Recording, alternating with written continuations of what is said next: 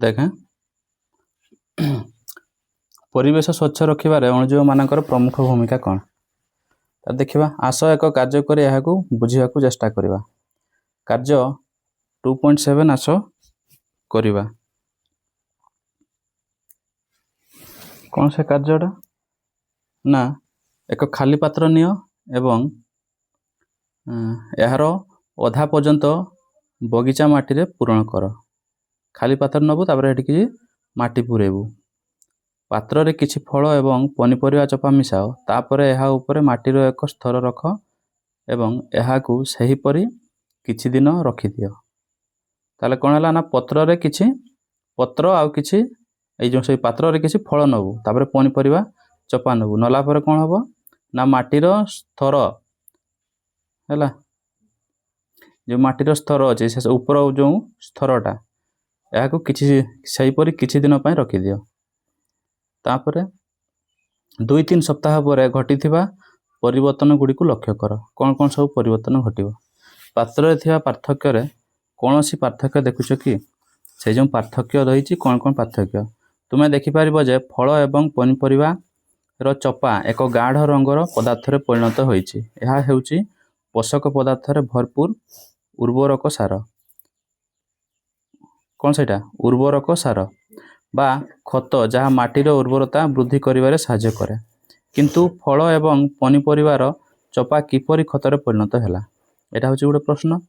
कार्य 2.6 रे तुमे देखिलो जे माटी रे विभिन्न प्रकार अणुजीव थांती। एमानक मध्यरु किछि कवक एवं जीवाणु परि केतेक अणुजीव उद्भिदर वर्ज्यवस्तु उपरे कार्य करंती एवं धीरे धीरे याहाकू सरल पोषक तत्वरे भरपूर पदार्थ रे परिणत करंती।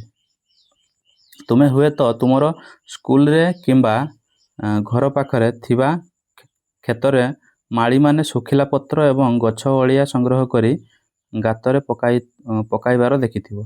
तुमे एबे बुझी परछो कि सेमाने एहा काहेकि करंती ना प्राकृतिक उपाय रे खत तयारी करिया पई एपरि करिवार उद्देश्य अटे। प्राकृतिक उपाय रे खत तयारी करिबा होछि मुख्य उद्देश्य हैला। तापरे आमर वैज्ञानिक इतिहास देखिबा। प्राचीन भारतीय ग्रंथ गुड़िक विशेष करी वेदर कृमि शब्दर उल्लेख अछि जहार अर्थ उभय दृश्यमान एवं अदृश्य विभिन्न क्षुद्र सत्ता को बुझाए। विभिन्न वैदिक ग्रंथ गुड़िकरे सेमानंकर उपकारी एवं अपकारी प्रभाव विषय उल्लेख अछि। तेणु अथर्व वेदरे मध्य कृमि शब्द उल्लेख अछि। को वेदरे अछि ग्रंथ गुड़िकरे आउ अथर्व वेदरे। अच्छा एटा किछि ये नु। तापरे जदि तुमे चारि पाख को भलो भाबरे देख तेबे तुमे बगीचा रे पड़ीथिबा गछ और पत्र गुड़िक पची जिबा और किछि दिन परे अदृश्य होई जिबा लक्ष्य करथिबो। एहार कारण हेउछि अणुजीव गुड़िक तळे पड़ीथिबा सेही गछ और पत्र को सरलीकृत बा सरलीकरण करी पोषक पदार्थ रे परिणत करंती। को पदार्थ रे पोषक पदार्थ रे एही पोषक पदार्थ गुड़िक माटी रे मिसि जाए एवं गछ गुड़िक भलो भाबरे बढ़िबारे साहाय्य करे। अणुजीव माने मृत प्राणी शरीर को मध्य विघटित करंती। तेणु अणुजीव माने वर्ज्य पदार्थर पुनःचक्रण करिबारे साहाय्य करंती एवं गुरुत्वपूर्ण पोषक तत्व गुड़िक खत रूप में प्रकृति को फेराई दियंती। उपयुक्त तापमात्रा एवं आर्द्र परिवेश रे खत तयारी होई थाए हैला। ताले से जो आमर अणुजीव गुड़िक से माने कौन करती ना पुनःचक्रण करिबारे साहाय्य करती। माने जो जो चपारे जो जो विटामिन बा जो जो पोषक तत्व सबू रही सेगुड़ा पुणी से तांकर प्रकृति को फेराई दियंती हैला। तापरे एही आश्चर्यजनक तेणु एहा सेमान जो कले सेटा गोटे कौन आश्चर्यजनक। एबे तुमे बुझी पारुथिबो जे जीवाणु और कवक परी अणुजीव माने आम जीवन रे एक गुरुत्वपूर्ण भूमिका ग्रहण करिथांती। प्राणी मानकर मल यथा गोबर भली वर्ज्यवस्तु को मध्य उपकारी जीवाणु माने अपघटन करिथांती। तेणु करी सब चाष जमी रे कोन पका जाए गोबर खत पका जाए आ सेटा होची प्रकृत रे सार माने प्राकृतिक सार। कार्य 2.7 रु आमे एहा मध्य अनुमान करि परिबा जे अणुजीव माने केवल उद्भिदर बुद्धि रे साहाय्य करंती नाही बरं वर्ज्य पदार्थ को अपघटन करी और माटी रे मिसाई आमर परिवेश को मध्य स्वच्छ करंती।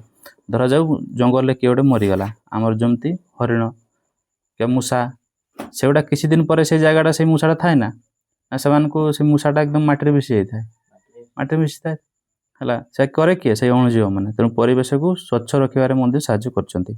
एबे चिंता कर जदि पृथ्वी रे अणुजीव न थांते तेबे कौन होइथांता आउ पादे आग को जीवा तेबे कौन होइथांता चारियाडे अपघटन हेई न थांता है समस्ते सेमती ही रही थांते। तेबे जैव गैस रो उत्स भाव में अणुजीव तेरे जैव गैस जो तैयारी होउची तार उत्स होउची किए अणुजीव देखिवा जीवाणु एवं कवक परि अनेक अणुजीव अम्लजान उपस्थिति में रही पारंती। एही अणुजीव मानक मध्यरु केतेक जीवाणु परिवेश किंबा घरु निर्गित अपरिष्कार जल थिबा उद्भिद एवं प्राणीजनित वर्ज्यवस्तु को विघटन करि पारंती।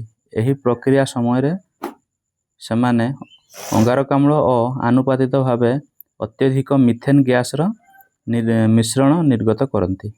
को गैस मिथेन गैस मन रखा है यही गैस को रोषेई कार्य जल गरम करने विद्युत उत्पादन एवं जानवाहन चलाइबा आदि कार्य पाई इंधन उत्स भाव में व्यवहार करा जाए। ताल से मिथेन गैस काम कौन ना रोषेई कार्य जल गरम करने विद्युत उत्पादन करने आ जानवाहन चलाइबारे साहाय्य करा जाए। ये चार्टा जिनस मन रखो। वैज्ञानिकों ठारू प्रेरणा वैज्ञानिक डॉक्टर आनंद मोहन चक्रवर्ती जन्म केते 1938 आ मृत्यु होची 2020 माने यही केते वर्ष 6 वर्ष गला है।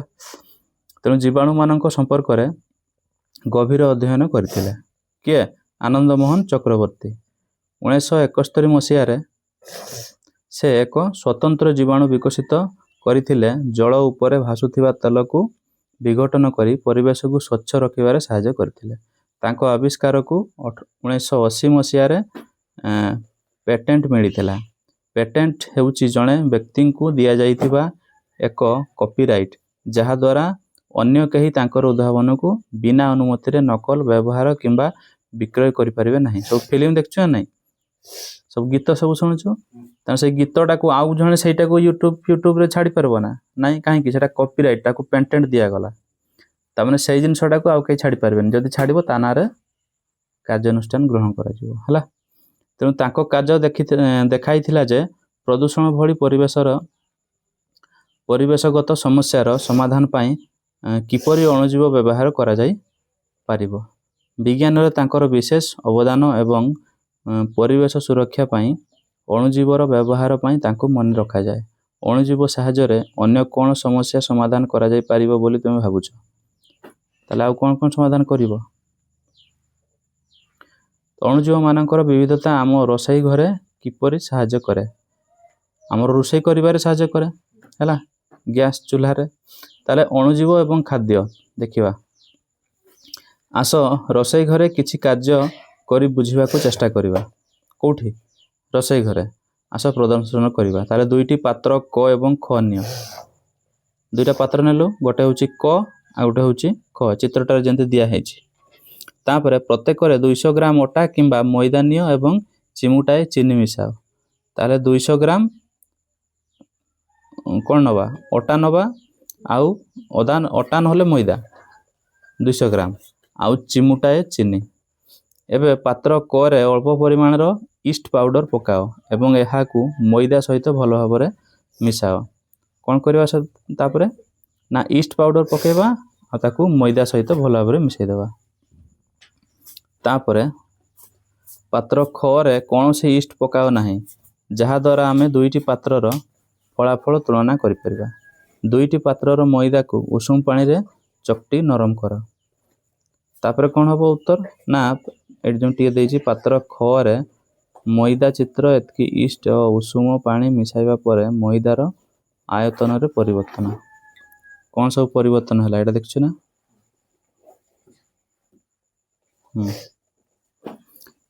मैदा को खंडे अदा कपड़ा रे घोड़ाई अपेक्षाकृत उषुम स्थान रे रख 4-5 घंटा पर उभय पात्र को पर्यवेक्षण कर। तुम्हें कौन चकटा 4-5 घंटा पर पर्यवेक्षण कर। कौन देखिवा ना तुमे कौन चकटा होइथिबा मैदार परिमाण गंध किंबा गठन रे कौनसी परिवर्तन देखिल कि जदि नुहे तेबे मैदा को आउ किछि समय पाई छाड़ी दियो। तापर कौन हो ना किछि समय पर तुमे देखि पारिबो जे पात्र क रे थिबा मैदा जेउथिरे ईस्ट मिसा जाइथिला टिके ऊपर को उठिछि हला जो स्तर थिला ताठो टिके ऊपर को एंती उठिछि एवं ईस्ट मिसा जाई नथिबा मैदा तुलन रे एथिरे एक भिन्न गंध बाहरुछि जोटा ईस्ट मिसा हेइनी हला सेठी कोन बाहरुछि गभीर गंध बाहरुछि। यह काहे कि हुए ना ईस्ट भूमिका कोन आमे मैदार चीनी एवं उषुम पानी काहे कि मिसाइछु काहे मिसाइछु ईस्ट एक प्रकार अणुजीव ईस्ट कोन गोटे प्रकार अणुजीव हला यह कवक नामक अणुजीव मानक गोष्ठीर अंतर्भुक्त ताले ईस्ट गोटे कोन कवक नामक अणुजीव उष्म परिवेश रे ईस्ट उत्तम वृद्धि हुए अन्य जीव मानक परि ईस्ट मध्य श्वासक्रिया करे एवं खाद्य को भांगी निजर वृद्धि पाई शक्ति निर्गत करे एवं वंश वृद्धि करे। एही प्रक्रिया समय रे अंगारकाम्ल निर्गत होई एहार फटका द्वारा अटा को नरम एवं हालुका करिथाए। ईस्ट मध्य अल्प परिमाण सुरासार बा अल्कोहल उत्पादन करे सुरासार बा अल्कोहल उत्पादन करे।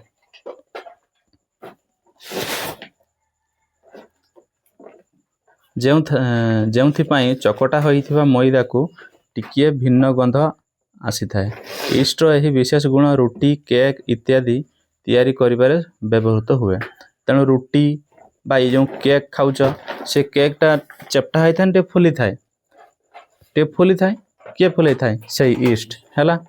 तेणु ईस्ट व्यतीत किछि अणुजीव जेपरि कि लैक्टोबासिल्स तापरे लैक्टोबासिल्स किण्वन प्रक्रिया को पखाल दही इडली एवं डोसा तैयारी पाई पिउठ प्रस्तुत करा जाए। एटा कोनटा जानिजो ए जो लैक्टोबासिल्स किण्वन पखाल सब खाई था से जोटे कला कला गोटे बैक्टेरिया भलिया थाइला नै कला कला न होय जो गोटे पुक भलिया थाए सेटा कोनटा एटा सेटा खाइला बेले तेणु सी कोन करछे से पखाल करूछे भातटा को पखाल करछे हैला ना। अरे भातटारे पानी ढाली देलु हे गला ना पखाल खाया पे भल लागबो ना टिके सेटा को फुली जाय जो देखिबो पानी रे बोतला को पखालटा एटा लैक्टोबासिल्स किण्वन नामक हमर हैला जीवाणु अणुजीव हैला। तेणु दही को पखाल करिबारे आउ ना ना कि हमर पखाल दही इडली एवं डोसा तैयारी करिबारे एडे साहाय्य करूची हैला पिउठ प्रस्तुत करथाए। तुमे सरस्वतिया नामक एक मुसुमुसिया मिठार नाम शुणिछ कि मुसुमुसिया मिठा सरसरिया बा मुसुमुसिया मिठा ना शुणिछु शुणिने हो यह आम राज्यर संबलपुर रे एक लोकप्रिय खाद्य। तो एठी जेहेतु होनी संबलपुर गले एठी मुसुमुसिया मिठा बहुत परिमाण रे मिले। गंजेई नामक ए जो कोन सेला गंजेर नामक गछर छाली बा बकलर किणित रस सहित चाउल गुंड मिसाई ए खाद्यटी प्रस्तुत करा जाए। ताले जो मुसुमुसिया मिठा सेटा केंती करा जाए ना गंजेर नामक गछर छाली आउ कोन छाली बा तार जो बकलटा से किणित रस सहित चाउल गुंड मिसाई ताले चाउल को पेसिकिरी गुंड करा जीवो तापरे किणित रस से जो छाली द्वारा रसटा जो बाहरिबो से रस आउ चाउल गुंड ए दुटा जो मिसा जीवो मिसा गले हमर मुसुमुसिया मिठा बाहरिबो हैला। एही जातीय जीवाणु बाउंस गजारू करडी प्रस्तुत पाई किण्वन प्रक्रिया रे मध्य अंशग्रहण करिथाए। कोठू बाउंस गजारू करडी एही करडी सुस्वादु व्यंजन प्रस्तुति रे व्यवहृत हुए। तेणु बाउंस गजारू बाउंस तरकारी भी हुए जानिछ तो सेगड़ा सब साहाय्य करिथाए किए एही जीवाणु गुडी को ଏହି ଜାତୀୟ ଜୀବାଣୁ। ତାହେଲେ କାର୍ଯ୍ୟ ହେଉଛି ଆସ ପ୍ରସ୍ତୁତ କରିବା। ଦେଖ ତାପରେ ହେଲା, ଆସ ପ୍ରସ୍ତୁତ କରିବା। 2ଟି ଛୋଟ କାଚ ପାତ୍ର ନିଅ, ସେଗୁଡ଼ିକୁ କ ଓ ଖ ଭାବରେ ନାମକରଣ କର। ତାହେଲେ କ ନାଁ ଦେବୁ ଗୋଟେ, ଆଉ ଗୋଟେ ହେଉଛି ଖ। 2ଟା କାଚ ପାତ୍ର ନେବୁ ହେଲା, ଗୋଟେର ନାଁ ହେଉଛି କ, ଆଉ ଗୋଟେ ନାଁ ହେଉଛି ଖ। ତେଣୁ ପାତ୍ର କରେ ଉଷୁମ କ୍ଷୀର ଏବଂ ପାତ୍ର ଖରେ ଥଣ୍ଡା କ୍ଷୀର ରଖ। ତାହେଲେ ଉଷୁମ କ୍ଷୀର ଟିକେ ଫୁଟିଥିବ ଯେଟା, ସେଇ କ୍ଷୀରଟାକୁ ରଖିଲୁ କରେ, ଆଉ ଖରେ ରଖିଲୁ ଥଣ୍ଡା ହେଲା। ତାପରେ ଏବେ ପ୍ରତ୍ୟେକ ପାତ୍ରରେ ଗୋଟିଏ ଛୋଟ ଚାମଚ ଦହି ମିଶାଇ ଅନ୍ୟ ଏକ ଚାମଚ ବ୍ୟବହାର କରି ଭଲ ଭାବରେ ଗୋଳାଇ ଦିଅ। ତାହେଲେ ଗୋଟିଏ ଛୋଟ ଚାମଚ ଦହି ମିଶାଇ, ତେଣୁ ଛୋଟ ଚାମଚରେ ଏକ ଚାମଚ ଦହି 2ଟା ଯାକରେ ମିଶାଇଲୁ ହେଲା। ଉଭୟ ପାତ୍ରକୁ ଘୋଡ଼ାଇ ଦିଅ, କିଛି ସମୟ ପାଇଁ ଘୋଡ଼ାଇ ଦେବା। ପାତ୍ର କକୁ ଏକ ଗରମ ସ୍ଥାନରେ ଏବଂ ପାତ୍ର ଖକୁ ରେଫ୍ରିଜରେଟର ପରି ଏକ ଥଣ୍ଡା ସ୍ଥାନରେ କିଛି ଘଣ୍ଟା କିମ୍ବା ରାତି ସାରା ରଖ। କେଉଁଟାକୁ ତାହେଲେ କଟାକୁ ରଖାଗଲା ଗରମରେ କଟା, ଆଉ ଖଟାକୁ ରଖାଗଲା ରେଫ୍ରିଜରେଟର ପରି ଥଣ୍ଡା, ମାନେ ପ୍ରବଳ ଥଣ୍ଡା। କାଚ ପାତ୍ରରେ ପରିବର୍ତ୍ତନ ଗୁଡ଼ିକୁ ଲକ୍ଷ୍ୟ କର। ଏବେ ଦେଖିବା ସେ କାଚ ପାତ୍ରରେ ପରିବର୍ତ୍ତନ କ'ଣ ହେଇଛି ହେଲା। ତୁମର ପୂର୍ବାନୁମାନ ଏବଂ ପର୍ଯ୍ୟବେକ୍ଷଣ ସାରଣୀ 2.4ରେ ଲେଖ। କ'ଣ ପରିବର୍ତ୍ତନ ହେବ? କାଚ ପାତ୍ରରେ ପରିବର୍ତ୍ତନ ଗୁଡ଼ିକୁ ଲକ୍ଷ୍ୟ କର। ତୁମର ପୂର୍ବାନୁମାନ ଏବଂ ପର୍ଯ୍ୟବେକ୍ଷଣ ଶ୍ରେଣୀ 2.4ରେ ଲେଖା ଅଛି। ସାରଣୀ ଦହି ଗଠନ ପାଇଁ ବିଭିନ୍ନ ଅବସ୍ଥାରେ କ୍ଷୀର ବ୍ୟବହାରର ପରୀକ୍ଷଣ।